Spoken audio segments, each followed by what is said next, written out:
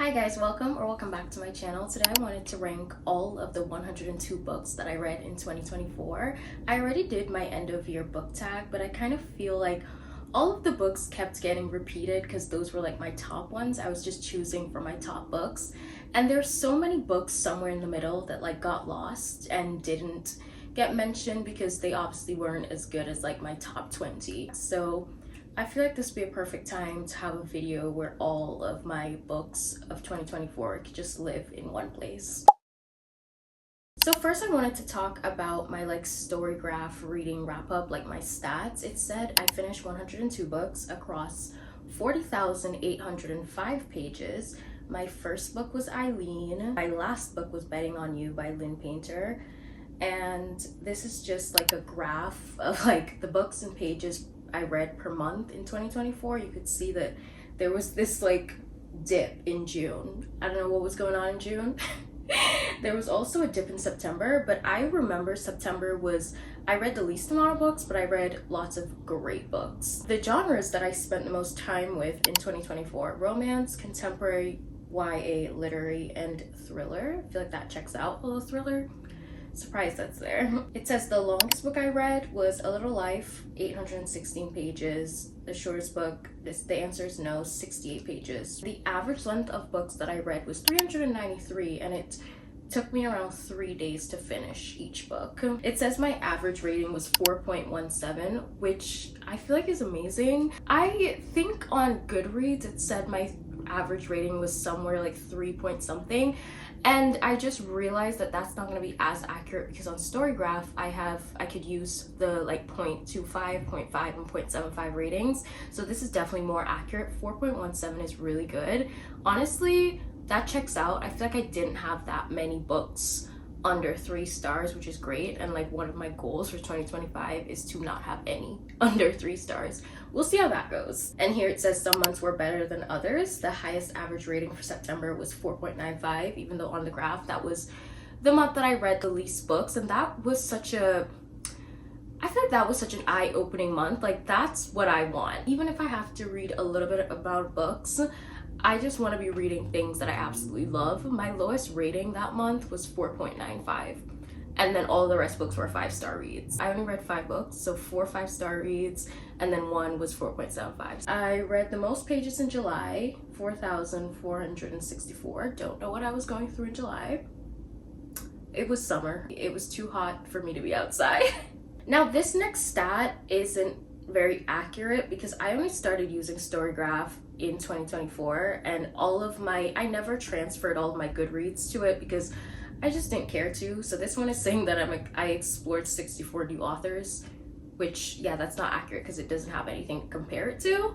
And then also it says that I started 49 series, or I read, actually no, it just says that I read books that were part of a series, and it's 49, so that's interesting to know. I didn't realize I was like in the middle of that many series. And then it said I DNF'd 7 books, which is the first thing that we're gonna talk about. Like I spent time on these books, so I kind of wanted to throw them in there. They're obviously not in the 102 books that I read. So the first DNF I have is Hunger by Roxane Gay. I think at the time it was just a little bit too hard for me. I wasn't in the right mental space to read that book, so I DNF'd it.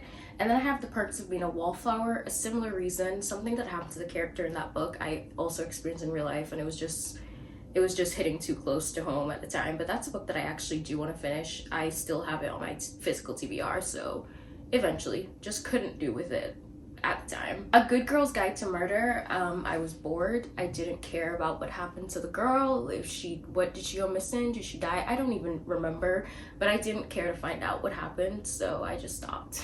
Wildfire, I started this one in a 24-hour reading vlog, didn't finish it, fell asleep, and never went back to it. Just didn't have any interest to. We Don't Know What We're Doing. I honestly don't remember anything about this book. I don't remember why I DNF'd it, and I honestly don't even own it anymore. Literally already put it in a little free library, so clearly I just didn't care. I don't know. Honestly, don't even know what the reasoning is, but Piglet, I remember this one specifically it was a book that had a plot where this couple was like their wedding was coming up, and one of them like had a secret. The almost husband had a secret, and the woman was like spiraling and she was using food to cope. She's a chef, and I think it would have turned into like kind of going deeper into how she used food to cope. I don't know because I didn't finish it, and I just didn't really care at the time because I read a similar book to this with a similar plot called The Happy Couple, like very close to that book, and I liked that one a lot more. That one was more engaging, intriguing, and I finished it, rated it highly. I just didn't want to read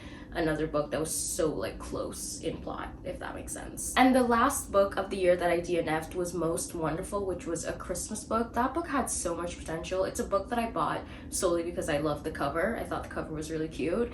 The book had so much potential, right? And the characters, I think it was like such an amazing plot, and the characters were so great.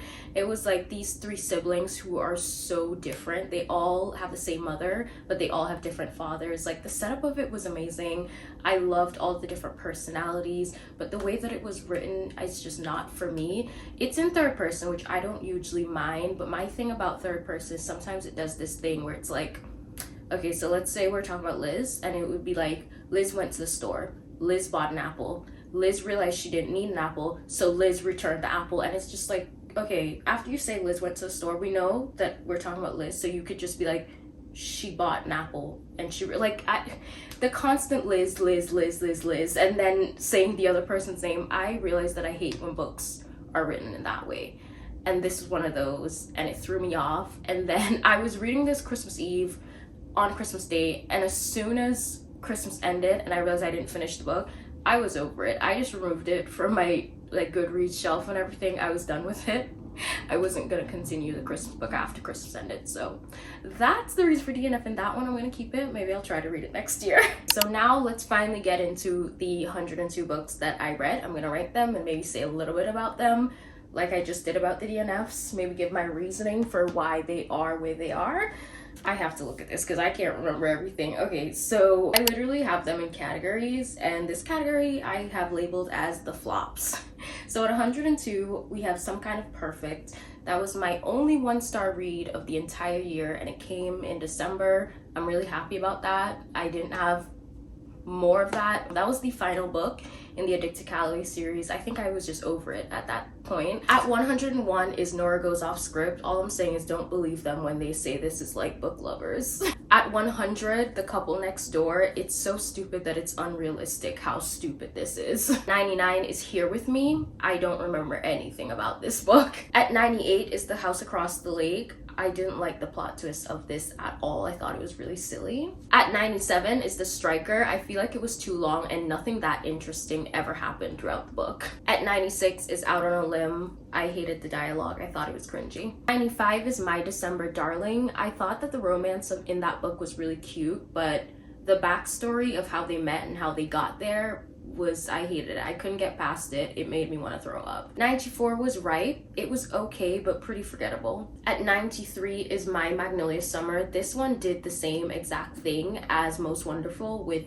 the like constant name calling of the person in third person. This one did that too, and this one also has really bad dialogue. 92 is Betting on You, and I feel like I've kind of just outgrown these books. Like I read Nothing Like the Movie sometime in August, and we'll get to that at some point, and I didn't really love that one either. I think I'm getting old. I don't know. Okay, so I feel like we're now leaving the flops and going into books that I feel like were okay, but they weren't the greatest. They were kind of They were like, I would recommend them, but they weren't my favorites. And then there's some like 3-star reads in here, which isn't bad at all. So we're getting up there, and honestly, we're at 91. So this just shows that I didn't have that terrible of a reading year. Like we're really getting to the better ones. So at 91 is Wild Eyes. I feel like it was cute and fun, but there was nothing like that unique to make it any higher than this. A Curse for True Love. This was the 3rd book in the series, and I honestly feel like this series could have just been a duology, and I would have liked it more. At 89 is All I Want Is You. Christmas, fun, nothing that special. 88 is This Summer Will Be Different. I feel like Carly Fortune has such amazing writing, and I'm always so like into her writing, but then the plot itself is just like, I either don't care or it's not that good. I remember the plot of Meet Me by the Lake. Literally hated it so much, but loved the writing. So she's such an interesting author for me. 87 is Thrive, 86 is Long Way Down, 85 is Addicted After All. This is just all a part of the Addicted Calloway series. When I was pretty invested in this series at the beginning of the year. 84 is Nothing Like the Movies. As I said, I feel like it was fine, but I do think it was unnecessary, and I was bored for like the first 60% of it when they were just like focused on their baseball and their film stuff and like university. It was boring to me. 83 is Happily Never After. It was kind of silly, but it was fun. 82 is The Dead Romantics. I feel like my expectations was way too high for this one because The 7-Year Slip is like one of my favorite books ever, which we're gonna get to that way later on. But yeah, expectations were too high. Didn't love this as much. 81 is Bad Summer People, rich people drama. It was fun to read about, nothing that special. 80's Powerless. I feel like I expected way more with this book with the hype that's attached to it. I think I liked it, but I was just like, is this it? I didn't get it as much as everyone else, and that's okay. At 79, we have Taming 7. I love this series, but this one was definitely the most disappointing of the series. And I definitely expected more with this one. We were going so good. I feel like their story is so intense and it was not like fleshed out enough. 78, Love Theoretically, lots of science. That's all I have to say about it. 77 is Look at the Lights, My Love. It was kind of interesting, but also kind of weird. It was like her observations of when she like goes to the grocery store, and it's just, I feel like I was reading someone's diary. I feel like this is the type of stuff I would write in my diary. 76 is Long Shot. I love a more emotional romance, and I really did love so many parts of it, but it was also really dark and sad, and some serious things go on in there. I think I was getting a little bit triggered, so it was good, but my emotions were all over the place.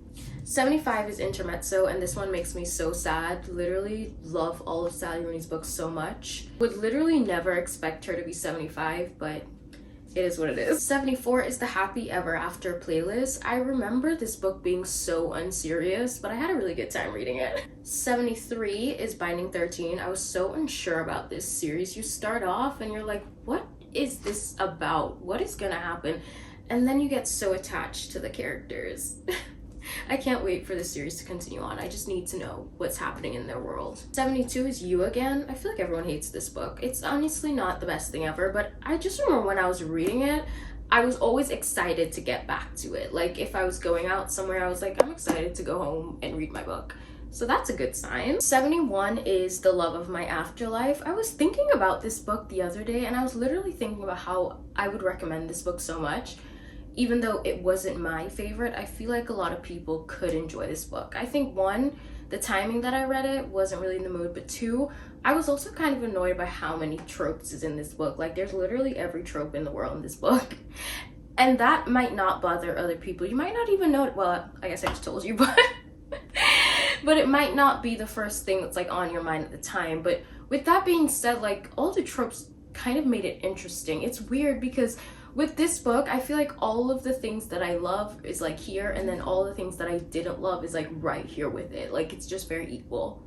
But I think this one has potential for a lot of you guys to love it. So I recommend, but wasn't my favorite if I'm being honest. So it's one of those things where it's like, go find out for yourself. But if you don't love it as much, I get it. 70 is Never Lie. I feel like Frida McFadden is becoming like the Colleen Hoover of thrillers. Not in the way that she's like problematic or anything, but I feel like everywhere I turn, people are hating on Frida McFadden lately. I don't know what it is. Maybe her work just is deteriorating a little bit. It's just not as good as what it used to be, or maybe people are just finding better thrillers out there.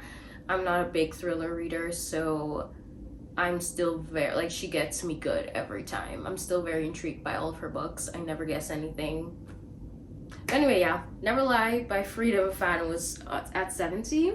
Okay, so 69 is Fuel of Fire. I love Connor Cobalt. That's why this one's so far away from the rest of the Addicted Calloway series. 68 is the Bromance Book Club. I love the concept of this book where all of the guys are coming together to read romance books to try to fix their marriages and stuff and their relationships, but I don't exactly have any like desire to continue the series. Like, it was fun, it was cute, and maybe I just kind of always forget. Like, maybe if I remember one day while I'm in a bookstore, I'll pick up the next book in the series, but I just I usually forget about it. Also, I just wanted to pause to say, if I'm saying any of the numbers wrong, I'm so sorry. I will obviously edit all of the correct numbers on the screen, but my mind is everywhere. 67 is My Sister's Serial Killer. This was short and sweet and very interesting.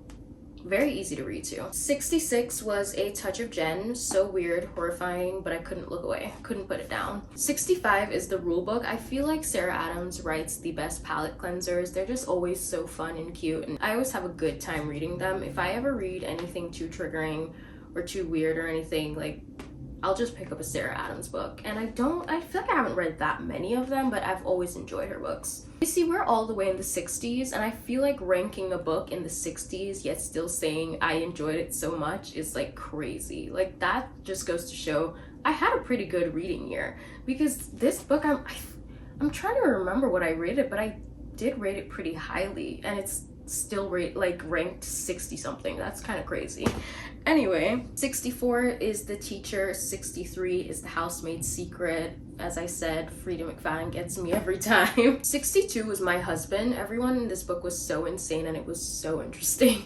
And it's so short and sweet. Like, I read this in one day, literally in a couple hours, because I couldn't look away. 61 is Once Upon a Broken Heart. I remember I really enjoyed this one, and I was really intrigued to see what happened next within the series, but I do think I also remember reading this and kind of expecting a little bit more from it, but it was good. I definitely like this more than I like Powerless, but I do think that YA fantasies have always kind of let me down just a little bit. For this one, before I read it, I remember having the impression that it was going to be like high stakes, or at least higher than what it was, and it just wasn't that, and that's okay. But so, like, once I realized what it finally was, like, I could have enjoyed the series more, but with those kind of expectations, I think that was like the slight letdown. 60 is Expiration Dates by Rebecca Searle. This is another weird one where, like, reading it throughout, I was just like, I don't know if I like this. I don't know, I don't get it. Like,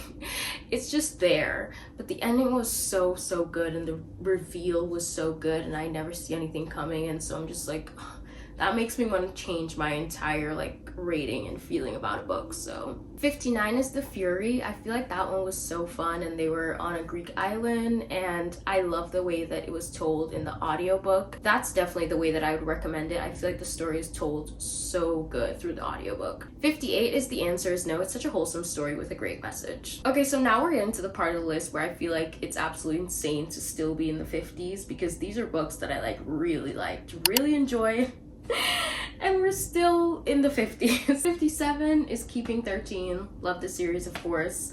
56 is Play Along. The Windy City series is so good, except for the first one. I always say that. I don't recommend the first one. So if you read that one and you hate it, don't come to me and tell me anything. From the second one onwards, it's so good. And Liz Tom Ford writes The Best Men. Don't know what happened in the first one. 55 is Iron Flame. This definitely could have been higher if it wasn't so long. I loved it so much. I enjoyed so much of it. But I definitely got to the point while reading this, like, wow, I'm still reading this. Like, I think around 400 pages, like, I feel like I've been reading this forever. And then there was still like 200 pages left. So this is a long one. I loved it, but sometimes I wonder if it could have been wrapped up a little quicker, you know? 54 is Eileen. I love books about insane women. I feel like I read this at the time so that I could go watch the movie in the cinema, and I still never did that. But I think it's on Amazon Prime or Hulu or something, so I should go do that. I literally just forgot about the movie. This thing that says Now Major Motion Picture is what just reminded me. 53 is Saving Six, and 52 is Redeeming Six. Joey's books really ruined me. They were so heartbreaking. They were good, but I don't know how to explain that when a book like emotionally wrecks you, but you still enjoyed it. Like, what does that even mean? 51 is Daydream. All I can think when I think about this series is that I love Henry. Like, Henry makes the entire series for me, even the first book. He's just a side character in the first book, but he's all I think about for the entire series. So I have Better Than the Movies for 50 and The Do-Over for 49. I feel like this is a little bit of a unpopular opinion, but I enjoyed this one more. It's like a Groundhog Day kind of trope, but it's on Valentine's Day, so she keeps experiencing Valentine's Day over and over again. And I read it on Valentine's Day or around the time of Valentine's Day. I don't even remember. But it was around that time, and I don't know, it just felt so fitting. It was perfect. I loved it a lot. I think also I do find Liz a little bit annoying, so yeah, I definitely like this one a little bit more, but I still love these books so much. 48 is Paris Hilton's memoir, and I literally remember listening to this on audiobook while washing the dishes, and I had to just stop and take a moment because I was literally crying while washing the dishes. So for 47, I have Practice Makes Perfect. As I've already said, Sarah Adams has such good palette cleansers, and I can't wait for the next book in this series. And 46 is A Court of Thorns and Roses, a book that I enjoyed but just never continued the series. Like, the second book in the series has just been on my TBR staring at me. It's because it's so thick, like it's scaring me.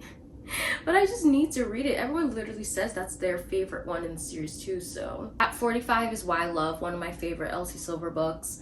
At 44, Love Redesigned, and 43 is Love Unwritten. I like to Love Unwritten a little bit more. 42 is Love Light Farms. 2024 was my first year reading Christmas books, and I was pleasantly surprised. Definitely will be buying the rest of the series when I take myself off a book buying ban. 41 is None of This Is True. I really loved this. I was hooked, but the ending was kind of disappointing.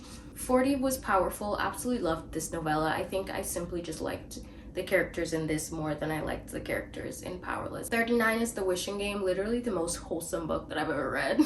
38 is The Christmas Orphans Club. I love how much this one was focused on like the friendship group and all the things that they go through, and like the subplot was the romance. And there was also like romance between different couples. I really enjoyed this. I like the whole group setting of this. 37 is The Ballad of Never After, the best one in the series, no doubt. 36 is The Right Move. I already said I love the Windy City series, and this was a reread actually. I think I've read this book 3 times now.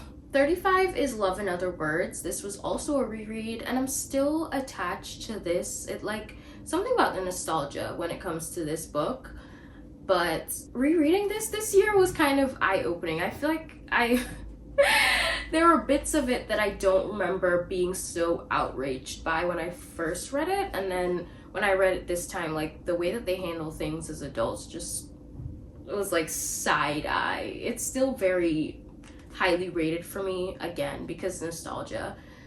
And I can't allow those little things to ruin this book for me, but definitely had some side eye moments here. 34 is Every Summer After. It's kind of funny that this one's coming right above Love in Other Words, because I remember there was something, people saying that this book is like a direct copy of this book, and listen, I'm not getting into any of that. I just kind of enjoyed this one, like just a tiny bit more. And also, yeah, people in here did some questionable things too. I can't allow that to ruin my experience. 33 is Beautiful World, Where Are You? I took so long to read this book. This has been like the longest a book has been on my TBR. It's just been left there to rot on my TBR. And then I finally read it. Loved it so much. I think I got encouraged to read it because her new book was coming out, which is really funny because I didn't love that one as much. But at least I had this. It was a good thing that I saved it. 32 is Yellowface. This is a book that I read simply because of FOMO. Like, I just wanted to know, and it was so good. I really enjoyed it. And sometimes this is like the perfect example of sometimes things are popular for a reason. Like, it's not overrated, sometimes it's just perfectly rated. 31 is The Great Alone. Kristen Hanna's books, they like break me every time, and I'm just like, thank you for that. Like, again, what I say about it's emotional and I'm like dying on the inside, but I love it anyway. Yeah, that's one of these. 30 is The Good Part. I feel like this is, well, I was about to say I feel like this is an underrated book, but I have no idea like what's trending on TikTok and stuff. This could literally be trending everywhere and I wouldn't know. But I don't hear many people talking about this on BookTube. So I'm gonna say, yeah, this is underrated for me. It's such a cute little book with magical realism in it, and it feels so like fun and wholesome. And then there's like some emotional bits at the end. Like, it's perfect. It's such a nice, short and sweet read, and I always recommend this one too. 29 is The Happy Couple. I was talking about this book when I was talking about Piglets. This was the book about like the marriage coming up and when the man like has a secret, blah blah blah. Yeah, this one was really good, and I really loved the audiobook of this one too. The Irish accents, I feel like I really liked that. I don't know, random. but that audiobook was great. So now we're getting into some books that I really loved this year, and we're at 28. We have 28 really amazing books that I will always recommend.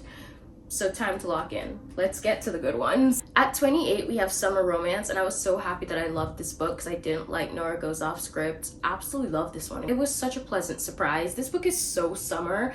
I feel like with summer books, like, yeah, you could like say it's on the beach, it's at a beach house, it's at a lake house, whatever it is, but this book just had such a summer feel when it comes to the activities that they did with the kids. Like, they were having barbecues. I'm pretty sure they went, like, the dates that they went on was just so summer to me. I think they went to like a baseball game or something. I don't know, they just did such summery things, and this book just screams summer to me. I can't wait to reread this. But apart from all of that and all of its great summer vibes, it still was such an emotional story, and it got deeper. I loved all the things that the characters were going through and experiencing together, and there's so many great quotes in here, things that I underline. Yeah, this is a good one. Really love this book. Really recommend this book for next summer, this summer. 27 is Summer Sisters. I remember just reading this book and thinking, like, how did we get here? Like, when we get to the end of it, I'm like, how did we end up here?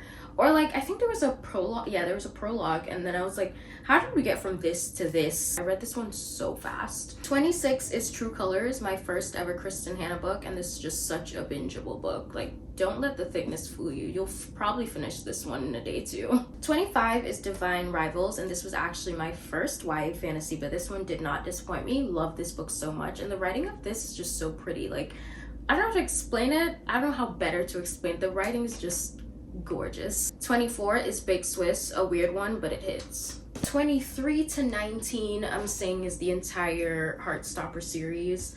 I don't even know how I would rank them. I think I liked the fourth one. Is that the fourth one when they went to Paris? I really liked that one. Or is that the third one? Yeah, the third one is when they went to Paris. I really liked that one. I also loved the fourth one too. I don't know, but seriously, all of them, they're ranked that highly. From 23 to 19, all of these. At 18, we have Pineapple Street, another one that the audiobook is just so good. And this one, I didn't expect to love it. I just read this one out of curiosity and ended up loving it so much. 17 is Ruthless Vows, another unpopular opinion. I think a lot of people were disappointed with the second book of this series. Like, they loved Divine Rivals and was disappointed with this. Cannot relate. I think it's also because I didn't have to wait. I literally read these two books back to back. And I don't know, I feel like it wrapped up perfectly, and I was like getting really emotional, but still loved it so much. 16 is This Could Be Us. Kennedy Ryan always knows how to do an emotional romance where it's gonna hit, and I loved how this was a romance, but she was like focusing on herself. Like, self-love was such a big focus in this book, and it was such a different type of book, and I know everyone's not gonna be in the mood for that, and they're gonna be like, some people might be turned off at how little the two people actually spend together, but that makes it a slow burn, and I love a slow burn, so this one was amazing. The things that happen in this book, shocking. 15 is Before I Let Go. This is the first book in that series, and I kind of just like this one like a little bit more. 14 is The Dinner List. I love this book, and I remember when I first read it, I could not shut up about it. I mean, since then, this one was in May. I read this one in May, and since then I've read books that I like more than this, but yeah, really loved it at the time. 13 is Alone with You in the Ether. This is such a beautifully written book, and I also couldn't put this one down. I think I read this in like 24 hours. 12 is A Little Life. It broke me, but it was great. That's all I have to say about that one. 11 is Carrie Soto Is Back. Taylor Jenkins Reid always knows how to get me interested in something that I don't care that much about in real life.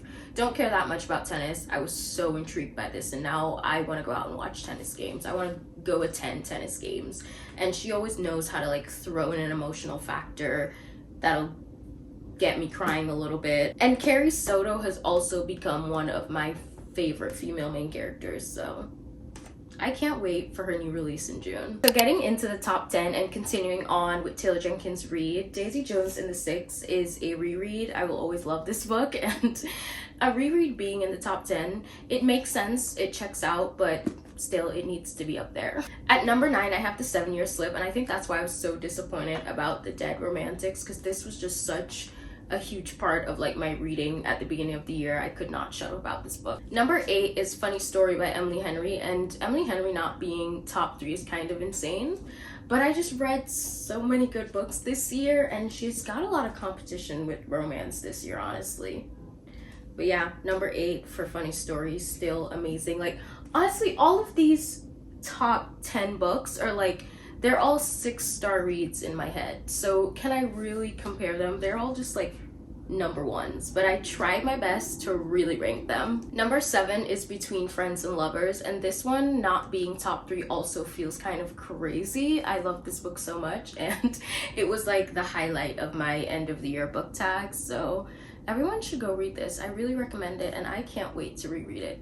Probably will reread it this year. Number 6 is Magnolia Park's Into the Dark. This is my favorite series of all time, and the way that this wrapped up, I got so much closure. It really broke me, and I'm a Julian girl, and you would think that this book, I would hate it. That's why I put it off for so long. I thought I was gonna hate it as a Julian girl, because I'm just like, I know it's gonna happen. But no, I got pretty good closure with everything, with everyone.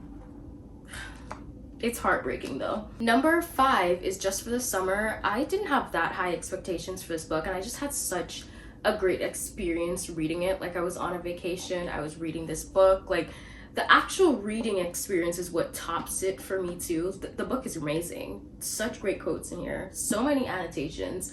Love how much Justin is such an acts of service kind of guy. Like, so much about the actual book was amazing. But when I was reading it, my actual experience too just contributes to how much I adore this book. I think when I read this book, I immediately knew it would be top 5. And here it is. Number 4 is Fourth Wing. I swear I didn't do that on purpose. I feel like this is the first fantasy book that I like really fell in love with, and I know a lot of people love to hate on this book too. I don't care, okay? I love it. It was such a great time reading it. This was also another book that I read out of FOMO, that I read out of curiosity, and I was absolutely hooked. Could not put it down when I was reading it. So at number 3, 7 Days in June. The writing of this book is insane. The amount of annotations I have in this book is crazy. Tia Williams is so talented, and I can't wait to read more by her. I can't wait to reread this book and reread my own annotations and annotate on top of my previous ones. Like, it's just so good. Like, this one is a book that I would randomly think about. I don't know what it is. I would just randomly remember reading this book. I'm like, wow, I love this one. And this is not anything new. I feel like this book has been really popular for years. I am just kind of late to the game, and this is a book that's like popular for a good reason. Number 2 is Beartown, and Frederick Backman has amazing writing too. His foreshadowing and his writing is amazing. It's unmatched.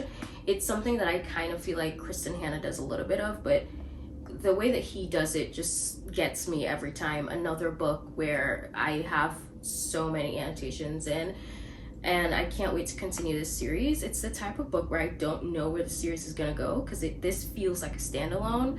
I'm so curious about it. I'm really curious about his other books too, and he also has a new book coming out this year, so I have lots of Frederick Backman's books to get to, and I'm really excited because I loved the writing of this book, and it's my second favorite book of the year, so I know he won't let me down. And of course, the first book, my favorite book of the year, I've already said this so many times, it's Blue Sisters by Coco Mellors. I feel like I have nothing left to say about how much I love this book. I'm just emotionally attached to it, and I can't shut up about it. I'm sorry.